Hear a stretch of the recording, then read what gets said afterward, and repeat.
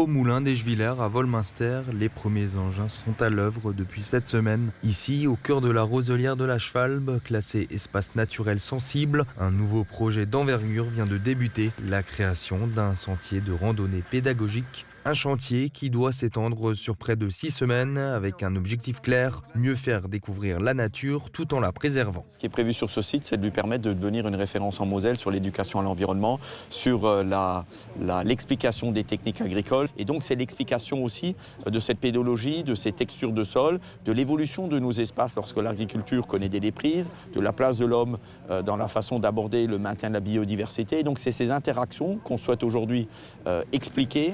Pensé pour les scolaires dès la maternelle, mais aussi pour les familles et les touristes, le projet doit permettre la sensibilisation environnementale et le développement touristique du territoire. Ce site deviendra un site dans lequel l'enseignement théorique viendra pouvoir illustrer de manière pratique ce que c'est. Et donc il y a un travail avec l'éducation nationale qui est en train d'être mené pour travailler sur les contenus pédagogiques. Vous avez des explications en salle, vous avez des explications qui se font évidemment de manière scolaire et ensuite ce sont des séjours qui seront organisés ici où ils viennent voir clairement, directement, visiblement ce que c'est la nature, comment on la préserve, quelles sont les aménités, quelle est la résilience aujourd'hui de nos écosystèmes par rapport au changement climatique, par rapport à la pratique humaine. Concrètement, 3,2 km de sentiers seront aménagés entre le rucher d'Eschwiller et le moulin de Lutzwiller, avec une piste cyclable intégrée. Un second parcours de 2,3 km verra également le jour au sein de la roselière de la Horne, entre Valdouze et Walchbronn. Sur place, l'entreprise Grébil est chargée de mener les travaux organisés en plusieurs phases. Nous avons commencé les travaux par la réalisation des tranchées, la pose des réseaux secs. Ensuite, nous continuons avec l'empierrement des différents chemins, des différents sentiers, pour ensuite, à la fin, venir couler un béton pour faire un béton balayé sur les 700-800 mètres linéaires de sentiers piétons. Après le terrassement initial, viendront l'installation des éléments en bois, l'aménagement des accès, puis la mise en place du mobilier pédagogique, de la signalétique et des outils de médiation. Un chantier estimé à 1,2 million d'euros, financé à moitié par le département de la Moselle, pour mieux comprendre, partager et valoriser les richesses écologiques du pays de Bitche. Coucou Guillaume, voilà la bête. C'est avec ces mots que Nicolas Turon nous informe de la sortie des numéros 113, 114 et 115. Ces derniers feuillets ont été conçus par l'équipe de l'Inutile, accompagnés cette semaine par des adolescents du club ado de la ludothèque Beau Soleil et du centre socioculturel Rive Droite. L'Inutile, c'est une parution qui ressemble à un journal, mais qui n'est pas vraiment un journal parce qu'on n'est pas journaliste, et qui consiste pour nos co-rédacteurs, à nous artistes professionnels, à fournir un travail qui est pro lui aussi, à se réapproprier son environnement, son quartier, en écrivant des articles sur lui. Donc des espaces qu'ils traversent tous les jours en rentrant de l'école ou en allant à la lutte. Là, ils vont les raconter différemment, simplement parce qu'ils ont modifié leur regard. Ils ont un regard qui est artistique et qui leur permet de redécouvrir leur quartier avec un œil neuf et nouveau. Au fil des textes de cette parution, on redécouvre des objets et on rencontre les habitants des deux quartiers.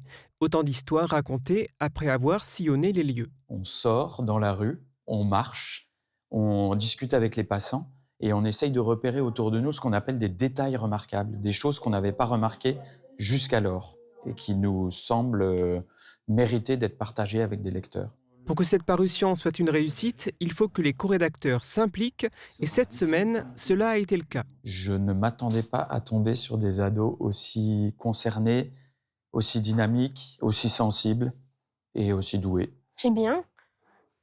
Ça permet d'avoir de l'imagination. Luan sait de quoi il parle. Avec Perrine, ils ont forgé la légende des rochers, un des écrits du feuillet 114. Nicolas Turon et l'équipe de l'Inutile seront de retour à Sarreguemines dans le cadre du projet 100% EAC. Du 30 mars au 3 avril, ils écriront de nouveaux textes avec cette fois-ci des jeunes de la mission locale et du collège Himmelsberg. Après Wissembourg et Brumath, l'enseigne Espace Cycle, qui existe depuis 1998, s'installe à Petit-Réderchin. Alfred Rimlinger, natif du Beachland, est le gérant de ce nouveau site. Passionné de vélo, il travaillait avant dans l'industrie automobile. Maxime Eckel, son associé, est le chef de l'atelier. La petite équipe est épaulée quotidiennement par celle de Wissembourg et de Brumath. Espace Cycle Beachland propose de la vente de vélos et de la réparation pour tous les types. Le commerce a ouvert ses portes le 21 février.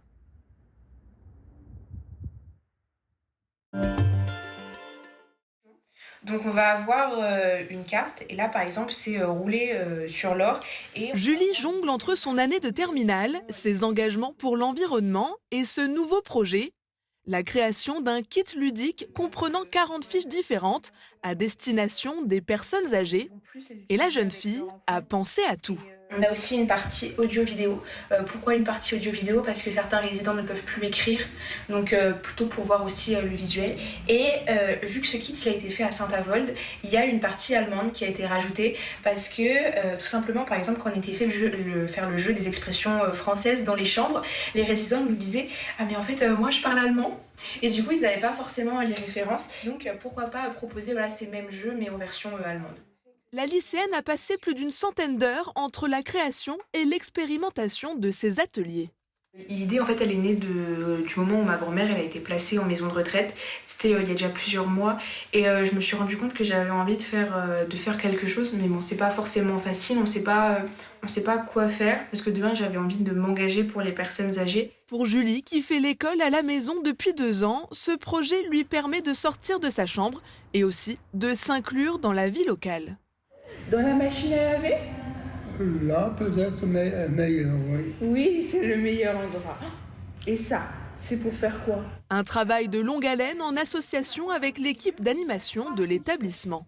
On peut travailler la mémoire, les expressions, et puis aussi leur montrer qu'ils ont les capacités, parce que ça, beaucoup de personnes se sous-estiment. Des moments de jeu plébiscités par les résidents. Mais dans le jardin ou à la machine à laver ou... Non, de faire fonctionner un peu et la réflexion. Son imagination, et puis de se concentrer, et puis effectivement de faire travailler le cerveau. Et celui-là, il était bien ? Ah oui, sûrement. Ah oui ? Ah non, il était vraiment bien. En place depuis une semaine, le kit est téléchargeable gratuitement sur les réseaux de sa créatrice, Studi, avec Julie. Il y a de l'eau qui va dedans, mais de quoi il est rempli ? Du chocolat. Du chocolat ? Ouais. De l'alcool. Radio Studio 1, 105.8. Toute l'énergie du 80 pop rock, toute l'info locale et encore plus à Beach, à Sarreguemines et partout où vous êtes. Radio Studio 1. Super Orbach vous accompagne au quotidien et par tous les temps. Il fait trop froid pour sortir faire les courses ? N'hésitez plus, commandez en ligne, on s'occupe de la préparation. Drive ou livraison, disponible en toute saison. La météo avec U, commerçant autrement. Bonjour tout le monde, pour demain on retrouve un ciel couvert en matinée et légèrement pluvieux dans l'après-midi avec un soleil qui sera très timide par rapport aux derniers jours. Côté température, les minimales iront de 7 à 8 degrés et les maximales de 13 à 14 degrés. Demain nous fêtons les Romains et il fera jour de 7h19 à 18h16. Passez tous encore une belle journée et un excellent week-end.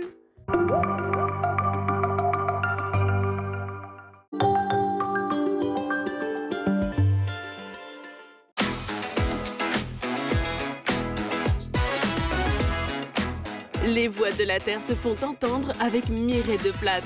Retrouvez tout au long de l'année à Sarreguemines de nombreux temps forts autour de la langue francique. Spectacles, conférences, projections, rencontres, ateliers, visites, expositions et bien d'autres événements vous attendent. Le Plate à Sarreguemines se vit au quotidien. Programme complet sur plate.sarreguemines.fr. Je voyage beaucoup. Est-ce que des appareils rechargeables sont adaptés dans mon cas ?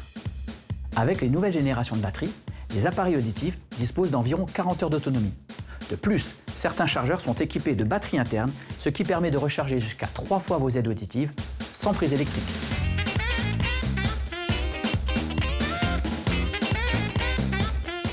En France, une personne sur 10 est concernée par une maladie rénale et souvent, elle l'ignore. Diabète, hypertension, surpoids, âge, certains facteurs augmentent le risque. Un dépistage précoce vous donne la capacité d'agir et de protéger vos reins. Pendant la Semaine nationale du Rhin, du 7 au 14 mars, informez-vous et faites-vous dépister gratuitement. Un événement France Rhin. Pour en savoir plus, francerhin.org. Protégeons nos reins, c'est vital. Parlez-en à votre médecin.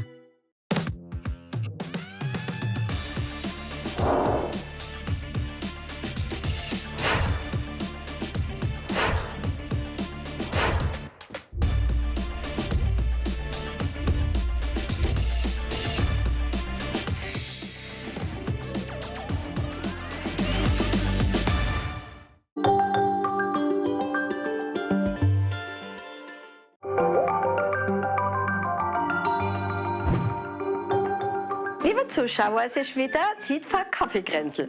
Und diesmal haben wir an die Frauen gedacht, weil es ist ja jetzt bald Journée Internationale des Droits de la Femme. Und weil wir auf dem Land sind, haben wir mal da eine Bauersfrau oder eine Bäuerin bei uns eingeladen. Lohne mal rein am Sonntag, es ist sehr interessant.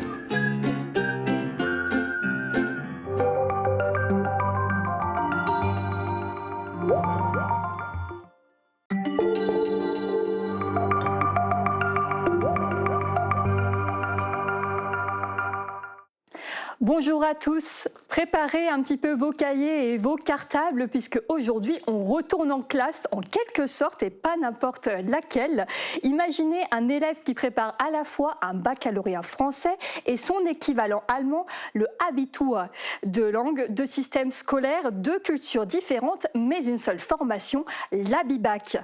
Comment ça se passe concrètement pour l'Abibac et pourquoi le lycée Jean de Pange à Sarreguemines accueillera bientôt une rencontre franco-allemande d'envergure internationale, entre autres dédiée à la pédagogie. On en parle tout de suite avec nos deux invités sur Mosaïque Cristal, donc Aude Dussartz et Laurent Varin, tous les deux enseignants en section Abibac au lycée Jean de Pange de Sarreguemines. Bonjour à vous deux. Bonjour. Bonjour Camille. Merci d'être parmi nous sur Mosaïque Cristal. Merci, enchanté, oui. Alors, imaginons demain, on fait un premier cours justement dans cette section Abibac. Qu'est-ce qui change vraiment par rapport à une classe dite classique dans un lycée ?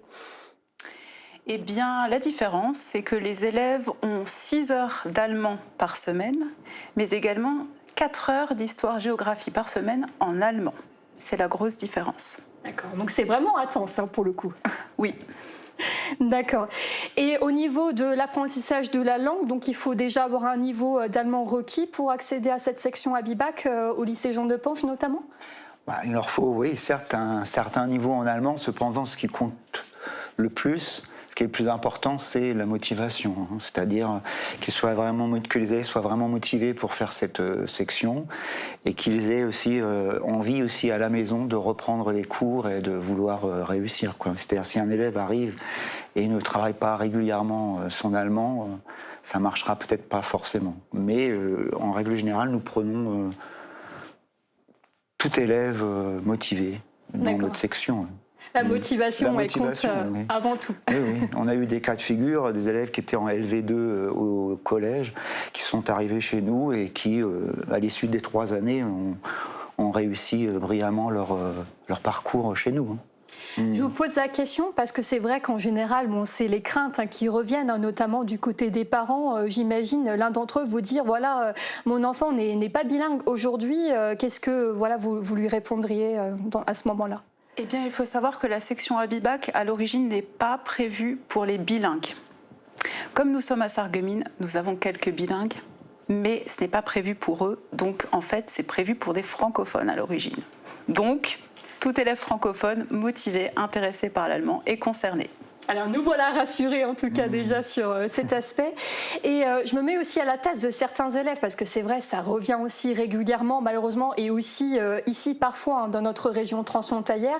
Est-ce que vous avez certainement entendu parler d'élèves qui disent « Ah non, moi l'allemand c'est trop dur, c'est trop éloigné du français ». Qu'est-ce qu'il faudrait faire ? Qu'est-ce qu'il faudrait leur répondre dans ce cas-là ? Alors, c'est vrai que nous, on est confrontés aussi tout le temps à ça. Qu'est-ce qu'il faut faire ? On essaye de les persuader que, justement, ils ont la chance d'être à la frontière, que ça leur ouvre divers horizons. Et ça leur permet d'aller aussi vers l'Allemagne, mais aussi vers la France. Mais en tous les cas, ils ont une possibilité supplémentaire. Voilà. Et puis on leur dit que peut-être qu'ils ont aussi de la famille en Allemagne, une grand-mère ou Oma ou Opa, voilà, qu'ils ont un nom de famille à consonante germanophone, etc. On essaye de les motiver, mais c'est vrai que c'est un travail de longue haleine. Ouais, c'est un apprentissage du coup sur la culture, l'histoire aussi de nos deux pays qui est importante et qu'on ne voit pas forcément de manière approfondie en France. C'est aussi tout l'intérêt de cette section à Bibac. Concrètement, au lycée Jean de Pange, qu'est-ce que ça représente actuellement en termes d'élèves qui suivent cette section tous les ans?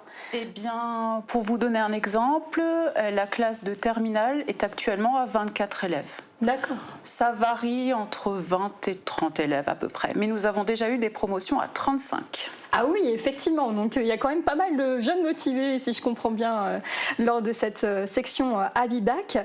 Et donc vous êtes 5 enseignants, c'est ça, au lycée Jean de Pange actuellement, à assister finalement à cette section, à promouvoir aussi cette section à Bibac.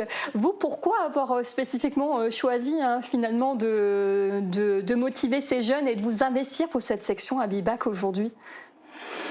Déjà, moi je ne suis pas de la région à l'origine. Et puis quand je suis arrivé ici, j'étais prof d'allemand. J'avais envie de motiver un maximum les jeunes à faire de l'allemand. Et il s'est trouvé après que il y avait un poste ici au lycée Jean de Pange profilé à Bibac et j'ai postulé et j'ai eu la chance de l'avoir. Voilà.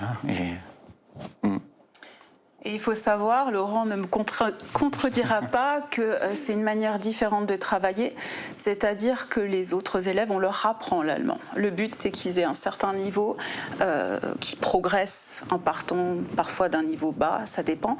Mais là, vraiment, on approfondit, on travaille la littérature, la civilisation, donc c'est aussi du contenu qui est beaucoup plus important que dans une classe classique. Oui, si je donne peut-être un exemple, ou peut-être vous pouvez aussi vous m'en donner des exemples par rapport à ce qui s'est passé en Sarre l'année dernière, tout l'événement en rapport avec la réunification allemande qui a été fêtée en grande pompe chez nos amis sarrois, qui était le Bundesland à accueillir l'ensemble de l'Allemagne en octobre dernier. Est-ce que ça aussi fait partie des contenus que vous avez abordés un petit peu en classe? Oui, puisqu'on y est allé, on a été conviés l'année dernière avec nos élèves. Non, c'était l'année dernière, il y a 2 ans. Non, c'était en 2023, oui, puisque c'était pour le traité de l'Élysée de 63, donc c'était un jubilé, ouais. Donc c'était en 2023, nous sommes allés, on était en Sarre avec nos élèves, à Saarbrücken. Avec nos élèves, à l'époque, c'était les actuels terminales, c'était avec les élèves de seconde à l'époque. Tout à fait. Le traité de l'Élysée, qui, je rappelle, est un traité fondateur de cette amitié franco-allemande d'aujourd'hui, qui a plus de 60 ans, puisqu'on a fêté effectivement les 60 ans en 2023. Et donc, concernant finalement l'apprentissage de l'allemand, on l'a dit, donc il y a pas mal de jeunes motivés ici dans les classes, mais c'est vrai qu'en général, on constate, alors pas forcément ici au lycée Jean de Pange, mais on constate un peu une baisse au niveau de l'apprentissage de l'allemand de manière générale, même au niveau du département. Quelles sont un peu vos idées aujourd'hui pour motiver les jeunes à apprendre la langue de Goethe finalement? Eh bien, je dis à mes élèves, pour les motiver à apprendre la langue de Goethe, je leur explique déjà qui est Goethe, c'est important. Je leur dis que l'anglais ne suffit pas. Il faut apprendre l'anglais de nos jours, mais ce qui fait la différence, c'est les autres langues apprises. Donc en France, on est nombreux à apprendre l'espagnol. Là, on est à la frontière, il y a l'allemand, et l'allemand fait vraiment la différence sur le marché du travail.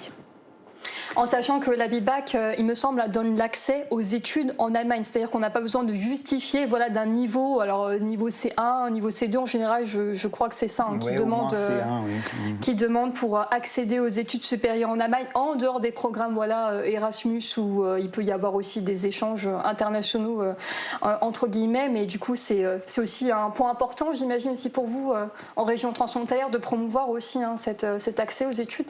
Ah oui, tout à fait, oui. Et est-ce que vous avez beaucoup de jeunes du coup, qui ont poursuivi aussi leurs études suite à cette section Abibac en Allemagne ou qui ont poursuivi un quelconque projet en rapport avec nos voisins allemands? Oui, on a tous les ans, on a des élèves qui font leurs études en Allemagne ou dans des cursus binationaux. Il y en a pas mal qui font médecine, vétérinaire. On a eu des élèves qui ont fait mécatronique en Allemagne. Voilà. Kinésithérapeute. Beaucoup font kiné, oui. À Pirmasens, à Kiel, à Mannheim.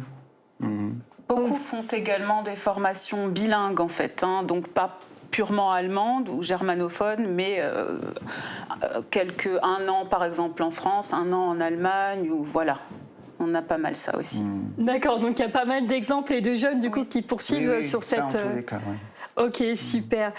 Et par rapport donc à cet apprentissage des langues et surtout à l'aspect pédagogique, on en a parlé, donc une grande rencontre d'envergure internationale et aussi franco-allemande va avoir lieu justement au lycée Jean de Pange du 18 au 20 mars prochain, donc ça arrive très bientôt. Pourquoi cet établissement-là en particulier pour accueillir cette rencontre? C'est aussi lié aux 20 ans de la section Abibac? C'est lié à quoi exactement voilà, l'organisation de ce grand séminaire ici à Sarreguemines, au lycée Jean de Pange? Pour deux raisons certainement. C'est tout simplement que le lycée Jean de Pange est frontalier. Et comme cette rencontre va accueillir également des enseignants allemands, c'est bien pratique pour eux. Et puis, on est un établissement qui a la section Abibac depuis 2003. Donc, c'est tout de même important. On a fêté en 2023 les 20 ans de la section Abibac au lycée. Oui, on le voit un peu sur ces images. Ça avait été fêté à l'époque et on était aussi sur place. Alors, concrètement, vous avez dit qu'il y aura des enseignants donc des deux côtés de la frontière et aussi des élus, d'autres représentants? Il y aura, oui, des élus. On sait que normalement, il y aura monsieur le maire qui sera présent, au Sarreguemines, d'autres élus. Oui, des élus allemands certainement aussi. Tous les noms, nous ne les avons pas. On les a pas tous en tête. Des représentants du rectorat, j'imagine aussi du ministère de l'Éducation. Oui, tout à fait, tout à fait. Oui, les invitations ont été lancées. Après, on n'a pas encore eu tous les retours. Donc, ça aura une portée non seulement transfrontalière ici directement, mais aussi une portée plus nationale et internationale, puisque voilà, ça va toucher vraiment la France et l'Allemagne pour le coup, et on est ravis d'accueillir cet événement ici à Sarreguemines. Quelles seront un peu les principales thématiques abordées lors de ces séminaires pour qu'on puisse imaginer voilà, concrètement à quoi s'attendre du coup en mars? Il y a plusieurs thématiques, donc il y aura des conférences, des ateliers, il y aura aussi des visites. Donc ça tourne principalement autour de la littérature, de l'histoire-géographie, de la civilisation franco-allemande. Donc en littérature, il y aura par exemple la littérature classique face aux enjeux du monde contemporain, de mémoire. Il y aura un atelier sur la littérature de Franz Kafka. Il y aura je pense, des regards croisés. Je sais qu'il y a un collègue d'histoire-géographie du lycée qui fera un regard croisé sur la géographie des villes françaises et allemandes. Voilà. Après, il y a des collègues d'histoire qui auront aussi des thématiques à eux que je n'ai plus là présent en tête. Mais voilà, en gros, et ce sera un échange entre les collègues français et allemands. Voilà. Et vous allez vous-même aussi animer une conférence, il me semble, lors de cette grande journée? Je ferai aussi, je participerai à un atelier sur Kafka. Oui. D'accord, ok, très intéressant. Et finalement, quels sont un peu les objectifs de ce séminaire qui va avoir lieu du coup ici à Sarreguemines? C'est d'ouvrir les horizons. On parlait justement un petit peu des aspects historiques, de la culture aussi. C'est notamment ça, et aussi approfondir un peu les aspects pédagogiques sur comment en fait faire en sorte, alors pas seulement sur le français et l'allemand, on l'a bien entendu aussi tout à l'heure, de faire en sorte finalement d'améliorer aussi l'apprentissage chez les élèves. C'est ça? Est-ce que j'ai bien compris? Oui, il y a plusieurs objectifs. Déjà, d'une part, c'est de faire se rencontrer les enseignants allemands et français. Nous n'avons pas forcément l'occasion de beaucoup nous voir, donc ça nous donne une occasion d'échanger, d'apprendre également, de se former, de découvrir peut-être de nouveaux thèmes qu'on ne connaît pas très bien, et puis aussi de progresser dans notre pédagogie par rapport aux élèves, d'avoir de nouvelles idées. Et par ailleurs, il y aura quelques élèves de présent, quelques anciens élèves qui seront présents à ce séminaire. C'est chouette, ça permettra aussi du coup aux élèves qui seront présents de peut-être se créer un réseau, de communiquer entre eux. Ça permettra aussi d'élargir finalement les horizons, comme je disais à l'instant. Et vous concrètement, parce que ça fait quand même plusieurs années que vous êtes vraiment engagés dans cette section Abibac, qu'est-ce que vous souhaiteriez apporter précisément sur votre expérience? S'il y a un point comme ça que vous avez retenu avec, auprès du contact avec les élèves, que vous souhaiteriez partager lors de cet événement, ce serait lequel exactement? Eh bien, qu'on arrive quand même à leur communiquer certaines choses en littérature ou en civilisation. Voilà. On peut faire parfois des thématiques qui sont assez compliquées, assez ardues, en civilisation ou en littérature allemande. Et on arrive, si on fait du Goethe, ou si on fait du Kafka, ou si on fait du Brecht, ces choses qui, pour eux, sont assez complexes, assez vieux même. Ce sont des vieux auteurs, et bien on arrive quand même à leur communiquer quelque chose, ils retiennent quelque chose de ça, et en ce sens c'est assez satisfaisant. Ouais. Voilà. D'accord, super. Eh bien, merci beaucoup en tout cas pour toutes ces informations sur le séminaire qu'on attend avec impatience, donc du 18 au 20 mars, donc au lycée Jean Depange à Sarreguemines. Donc les inscriptions sont closes, mais on aura l'occasion de revenir là-dessus en détail. Donc sur notre chaîne Mosaïque Cristal, merci à vous en tout cas d'être venu de partager votre expérience sur cette section Abibac ici sur Mosaïque Cristal. Merci à vous. Oui. Avec grand plaisir, Camille. Et bonne journée à tous sur Mosaïque Cristal. À quoi ça sert? De toute façon, ça ne sert plus à rien. C'est quoi le conseil municipal? Ah bon, le conseil municipal. Le maire, c'est pas le maire, c'est vraiment lui qui décide de tout. Bienvenue dans ce nouveau numéro d'Explique-moi ma mairie. Vous avez compris le principe, nous sommes ensemble pendant quelques minutes pour essayer de mieux comprendre le scrutin des municipales 2026 et plus largement la vie et le fonctionnement d'une commune et donc forcément de son conseil municipal et donc forcément de son maire. On parlera notamment des compétences dans les prochains numéros d'un conseil municipal et du maire. Oui, en général, c'est l'élu d'ultra proximité, celui qu'on croise dans la rue, et à qui on va confier un petit peu tous nos tracas du quotidien, sauf que le maire, il n'a pas la main sur tout, évidemment, mais ça, c'est l'objet d'un prochain numéro. Non, aujourd'hui, je voulais vous parler donc des conditions pour devenir électeur et des conditions pour se présenter. Avec une date, tout d'abord, à retenir, c'est le 29 avril 1945. Et oui, mesdames, c'est ce jour-là que nous avons pu, pour la première fois, voter. Et justement, c'était à l'occasion d'élections municipales. Premières élections municipales auxquelles les femmes ont pu participer. Aujourd'hui, en 2026, comment on fait pour voter? Déjà, il faut être inscrit sur les listes électorales. Et donc, pour être inscrit, il faut, première condition, être majeur. N'oubliez pas d'aller vous signaler en mairie, même si parfois ça se fait automatiquement. Il vaut mieux aller bien vérifier que vous êtes inscrit.